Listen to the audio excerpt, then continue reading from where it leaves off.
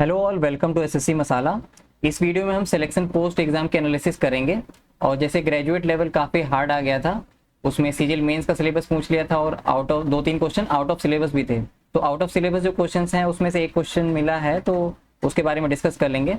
और इसका CGL 2025 pre exam पे क्या इफेक्ट पड़ेगा वो जानेंगे।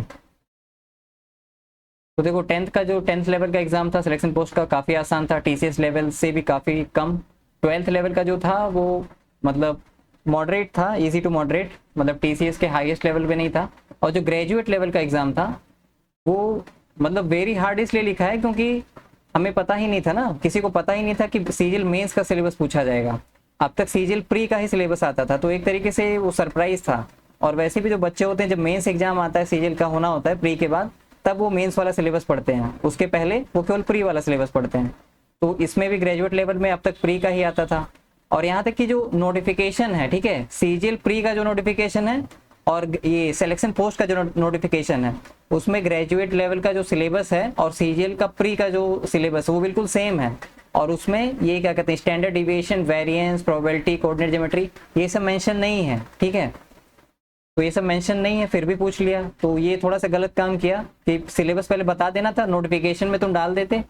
जैसे सीजीएल मेंस का जो सिलेबस दिया हुआ है, सीजीएल के सिलेबस में मेंस में अलग से लिखा हुआ है ये सब, है ना, लेकिन प्री में नहीं लिखा हुआ, और प्री में आता भी नहीं है। और सेम सिलेबस इसका ग्रेजुएट लेवल का भी दिया हुआ सिलेक्शन पोस्ट में। और ऐसा भी नहीं कि स्टैटिस्टिक्स वैसे लिख रखा है, बाकी टॉपिक लिख रखे हैं कि हिस्टोग्राम, पाई चार्ट वगैरह। तो अगर ये टॉपिक्स नहीं लिखे हैं तो नहीं पूछने चाहिए थे, लेकिन अब पूछ लिया तो क्या कर सकते हैं, ठीक है। तो अब यही समझ लो कि ग्रेजुएट लेवल वैसे तो हार्ड था, वेरी हार्ड इसलिए क्योंकि सरप्राइज था, ठीक है। अगर केवल लेवल की अगर बात करें, एक्चुअल लेवल, तो एक्चुअल लेवल वेरी हार्ड नहीं था, एक्चुअल लेवल केवल हार्ड था। मतलब जो टीसीएस का लेवल होता था मेंस का, उससे थोड़ा ऊपर था लेवल, ठीक है, थोड़ा कैलकुलेटिव भी था। उसके बाद दो तीन क्वेश्चन इन्होंने क्या किए, आउट ऑफ सिलेबस पूछ लिए। ये क्यों पूछ लिए भाई? जो चीज ना सिलेबस में मेंशन है, ना तो आज तक एसएससी ने पूछा है। और सिर्फ यही नहीं, ट्वेल्थ क्लास में एक क्या कहते हैं, एक मॉडुलो टॉपिक पूछा है।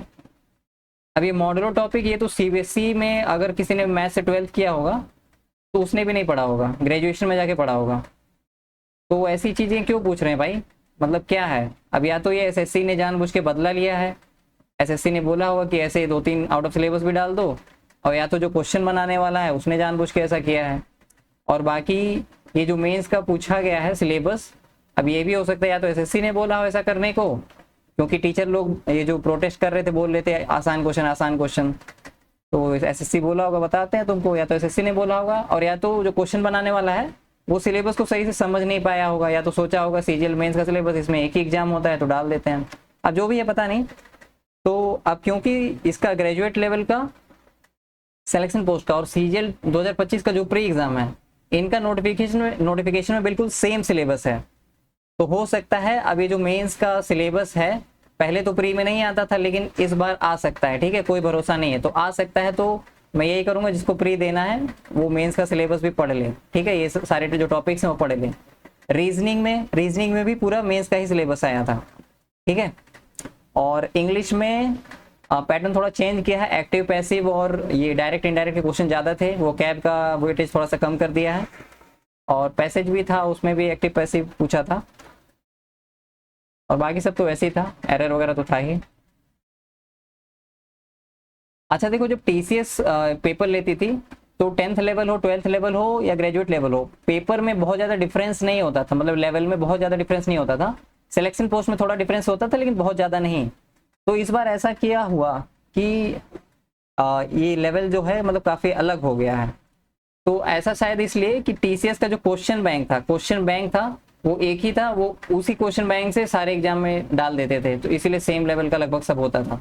लेकिन इस बार देखो, एसएससी ने क्या कहते हैं, चार टेंडर निकाले थे, और चारों में से जो क्वेश्चन बैंक बनाने वाला था उसमें से तीन कंपनियां शॉर्टलिस्ट हुई थी। और टेंडर के नोटिस में ये था कि इनमें से किसी एक को भी ये टेंडर दिया जा सकता है, किसी दो को भी दिया जा सकता है, या मल्टीपल को दिया जा सकता है, यानी कि तीनों को दिया जा सकता है ना।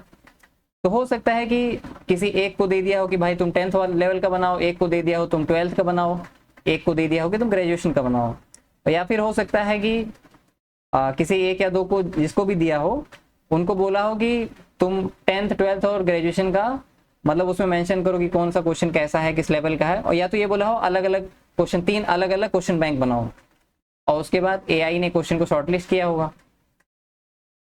और बाकी सुपरविजन के लिए तो अर्नस्ट एंड यंग को मतलब ये शॉर्टलिस्ट हुआ था, इसको मिल गया था टेंडर। उसके बाद सॉफ्टवेयर के लिए क्यूबेस्टियन को मिला है, और सर्विस प्रोवाइडर यानी एग्जाम कंडक्ट कराने के लिए टीसीएस और एजुकेटी, ये दो क्या कहते हैं शॉर्टलिस्ट हुए थे। लेकिन किसको दिया है वो आपको पता है, एजुकेटी, है ना। तो देखो मैथ्स में क्वेश्चन पूछे गए थे, एक प्रोबेबिलिटी का था, वो टफ क्वेश्चन था, कुछ अर्न बेस्ड था, ठीक है, अर्न करके कुछ था शायद। उसके बाद स्टैटिस्टिक्स में तो भाई sample variance, sample standard deviation, ये सब पूछा था। कोऑर्डिनेट ज्योमेट्री के 2 क्वेश्चन थे। मेंसुरेशन का क्वेश्चन था, मेंसुरेशन में जैसे प्रिज्म का पूछा था। मेंसुरेशन के 2 क्वेश्चन थे मेरे ख्याल से, हाँ 2 क्वेश्चन थे। प्रिज्म का था और एक ये था इसका क्या बोलते हैं इसको, स्फेयर, स्फेयर का। उसके बाद प्रॉफिट लॉस का सिंपल क्वेश्चन था। नंबर सिस्टम का भी हार्ड नहीं था, सिंपल ही था। टाइम एंड वर्क का सिंपल क्वेश्चन था। ट्रिग्नोमेट्री का सिंपल नहीं मतलब मॉडरेट क्वेश्चन था। कंपाउंड इंटरेस्ट का भी सिंपल ही कह सकते हैं, हाँ कैलकुलेशन थी इसमें थोड़ी सी बस। उसके बाद ज्योमेट्री का एक क्वेश्चन था सर्कल, सर्कल बेस्ड, ठीक है। तो देखो मॉडुलो है ना, जो out of the box 2-3 question पूछे गए थे, उसमें से एक क्वेश्चन था मॉडुलो पे बेस्ड, ठीक है। अब मॉडुलो को मॉड से डिनोट करते हैं, ठीक है, क्वेश्चन में आएगा तो मॉड लिखे रहेगा, मॉड का मतलब मॉडुलो। अब ये मॉडुलो क्या है, ये एक मैथमेटिकल ऑपरेशन है जिसमें जैसे कि हम डिवाइड करते हैं ना, जैसे कि 4 डिवाइडेड बाई 2 इक्वल टू ये क्या हो जाता है 2 हो जाता है, तो कितनी बार गया वो होता है ना। लेकिन अगर हम 4 मॉड 2 कर दें तो मतलब रिमाइंडर कितना बचा, तो यहाँ पे रिमाइंडर तो कुछ नहीं बचा, तो 0 हो जाएगा, ठीक है। और देखो जो मॉडुलो होता है ना, ये बॉड मास को फॉलो करता है, लेकिन एक चीज याद रखनी है कि m का मतलब एक तो हो गया मल्टीप्लीकेशन, और एक चीज यहाँ पे और याद कर लो कि मल्टीप्लीकेशन के साथ मॉड यानी मॉडुलो, ठीक है। यानी कि पहले ब्रैकेट सॉल्व होगा, फिर ऑफ मतलब ब्रैकेट ऑफ, उसके बाद डिवीजन सॉल्व होगा, फिर मल्टीप्लिकेशन सॉल्व होगा, उसके बाद मॉडुलो सॉल्व होगा, ठीक है। मॉडुलो के बाद फिर एडिशन और सब्ट्रैक्शन सॉल्व होंगे, समझ गए। अभी ऐसे नहीं समझ आ रहा, क्वेश्चन से समझ लो। जैसे 10 mod 3 है तो 3 त्रिक 9, आंसर 1 हो गया, ठीक है। उसके बाद 48 mod 7 हो गया, तो 7 6 42, 48 माइनस 42 कितना हो जाएगा 6 हो जाएगा आंसर। अब यहाँ पे देखो, यहाँ पे ये ब्रैकेट है ना, तो ब्रैकेट के अंदर वाला पहले सॉल्व होगा, बॉड मास में ब्रैकेट पहले सॉल्व होगा, तो 14 + 20 कितना होगा 34 हो गया, है ना। तो 34 mod 8, अभी आगे क्या हो जाएगा 8 चौक 32 यानी 2 आंसर हो जाएगा, ठीक है। अब सेम यहाँ पे देखो, ये ब्रैकेट पहले सॉल्व होगा, है ना, तो क्या हो जाएगा ये, और यहाँ पे ये ब्रैकेट के बाहर 4 है ना, ये मल्टीप्लिकेशन है, तो ये क्या हो गया 4 इंटू और 12 और 3 कितना हो गया 15 और मॉड 3, ठीक है। अब मैंने बताया ना पहले मल्टीप्लिकेशन सॉल्व होगा फिर मॉड सॉल्व होगा, तो पहले 4 इंटू 15 करेंगे फिर मॉड अप्लाई करेंगे, तो 15 चौक के 60, अब 60 मॉड 3, ये क्या हो जाएगा, ये तो कट जाएगा पूरा, रिमाइंडर 0 यानी कि ये 0 आंसर हो जाएगा। उसके बाद सेम वही यहाँ पर भी है, 16 4 20 हो गया, है ना, और 20 तो फिर ये हो गया 8 इंटू 20 मॉड 9। अब इसको सॉल्व करोगे तो 8 दूनी कितना हो जाएगा 16 मॉड 9। अब 9 से इसको करोगे डिवाइड तो कितना हो जाएगा,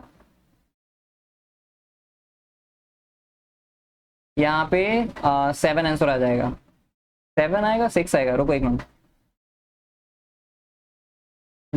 9 1 कम 9 6 7 बचा 70 हो जाएगा, और 9 8 72 होता है, तो 9 - 2 हाँ 7 ही आंसर होगा, ठीक है, 7 रिमाइंडर बचेगा। उसके बाद अगला देखो, जैसे ब्रैकेट के अंदर ही दो मॉड मान लो लग गए, ठीक है। एग्जाम में जो आया था वो सिंगल मॉड ही था, ठीक है, एग्जाम में सिंगल मॉड ही था जो कल के शिफ्ट में आया था 24 जुलाई को। लेकिन हो सकता है आगे थोड़ा सा और बढ़ा दे लेवल, क्या पता। तो ये भी मैं बता दे रहा हूँ, या फिर आगे सीजीएल में हो सकता है बताए, तो मतलब मैं समझा दे रहा हूँ कि कैसे होता है ये। तो सिंपल ही है, ठीक है, कुछ अलग नहीं है। अब देखो ब्रैकेट के अंदर वाला पहले सॉल्व होगा, है ना। और क्योंकि यहाँ पे मल्टीप्लिकेशन है और मॉड है, तो बॉड मास में पहले मल्टीप्लिकेशन सॉल्व होगा ना। जैसे बॉड मास है पहले मल्टीप्लिकेशन फिर मॉड, और मॉड के बाद ये जो प्लस माइनस है वो बाद में सॉल्व होते हैं। तो 7 दही 70, ठीक है, 70 मॉड 10, और फिर ब्रैकेट में क्या है मॉड 5, ठीक है। तो ये क्या हो गया 70 मॉड 10 क्या हो जाएगा, ये तो पूरा 0 हो गया ना, तो 0 मॉड 5, तो आंसर 0 ही हो जाएगा, ठीक है। सेम अब यहां पे देखोगे तो 7 + 10 है और मॉड 10 है। तो मैंने बताया ना पहले मॉड सॉल्व होता है, पहले मॉड सॉल्व होगा तब प्लस माइनस सॉल्व होगा। तो ये क्या हो जाएगा 7 प्लस ये 10 मॉड 10 क्या हो जाएगा, 10 से 10 डिवाइड होगा 0 रिमाइंडर बचेगा, तो 7 + 0, उसके बाद मॉड 5। अब 7 + 0 तो ये तो 7 ही हो गया ना, तो 7 मॉड 5, यानी कि रिमाइंडर कितना बचेगा 2, तो 2 आंसर हो जाएगा, ठीक है। उसके बाद देखो मान लो 3 मॉड दे दिया, तब भी कोई दिक्कत नहीं है, ठीक है, बस वही बॉड मास फॉलो करना है। और याद रखना है कि m का मतलब है पहले मल्टीप्लिकेशन है, और मल्टीप्लिकेशन और मॉडुलस मतलब सॉरी मॉडुलो, ठीक है। तो पहले मल्टीप्लिकेशन सॉल्व होगा फिर मॉड, उसके बाद फिर एडिशन और सब्ट्रैक्शन। तो यहाँ पर देखो यहाँ प्लस बीच में है, अब प्लस तो बाद में सॉल्व होता है ना, तो पहले ये वाला सॉल्व करेंगे, है ना, ये वाला टर्म अलग सॉल्व कर लेंगे और ये वाला अलग सॉल्व कर लेंगे, ठीक है। तो देखो 7 × 13, पहले इसको सॉल्व कर लो क्योंकि पहले मल्टीप्लाई होगा, और ये 7 चौक 28, ये पहले सॉल्व होगा, तो 28 मॉड 10 हो गया, है ना, और 13 सत्ते 91 मॉड 10, ठीक है। तो ये क्या हो गया 91 मॉड 10 क्या हो जाएगा, यहाँ पे एक ही बचेगा, उसके बाद बीच में प्लस है, और देखो ब्रैकेट भी है ना, ये वाला ब्रैकेट, तो 1 हो गया, और 28 मॉड 10 कितना हो जाएगा 8 बचेगा रिमाइंडर, और मॉड 10, 1 + 8 9 हो गया, 9 मॉड 10। अब 9 से 10 को डिवाइड करोगे तो रिमाइंडर तो ही बच जाएगा ना, तो 9 रिमाइंडर बचेगा, तो 9 ही आंसर हो गया, ठीक है। उम्मीद है मॉड आपको समझ आ गया होगा, मॉडुलो समझ आ गया होगा आपको। तो अगर समझ में आ गया है तो आपके शिफ्ट में आएगा, तो आपके 2 नंबर पक्के हो जाएंगे, ठीक है। अगर कुछ नहीं समझ में आया तो कमेंट में पूछ लेना।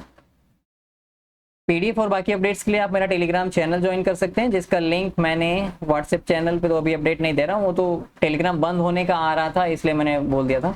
तो टेलीग्राम चैनल का लिंक डिस्क्रिप्शन बॉक्स में है। अगर लिंक काम नहीं करता है तो आप सिंपली सर्च करिए एसएससी मसाला, आपको चैनल मिल जाएगा। कैपिटल लेटर में सर्च करने की जरूरत नहीं है, सिंपली स्मॉल लेटर्स में ही सर्च करिए, आ जाएगा चैनल।